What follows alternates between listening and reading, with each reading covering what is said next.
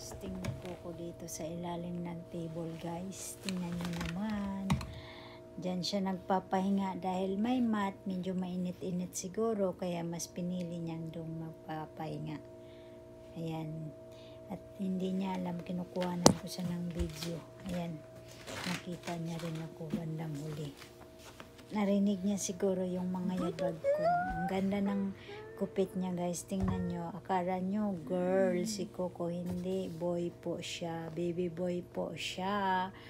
At binata na po si Coco dahil 2019 pa yung birthday niya. February 4 si Coco. Isinilang yung birthday niya is February 4, 2019.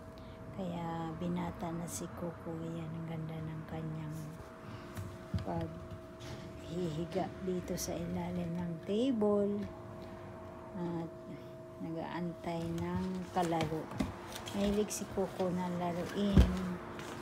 Gusto niya yung hahabulin mo siya. Bigyan mo siya ng toy. Tapos maghahabol. Kaya malungkot siya dahil wala kaming laro. At gusto niyang lumabas pero naulan, kaya hindi siya namin madala sa labas. Kaya dito lang muna sa loob ng bahay. Kaya naka-diaper siya dahil ayokong umihi siya kahit saan-saan. Kaya may diaper. At may cover yung diaper niya para hindi niya matatanggal. Kaya safe bago maglaro.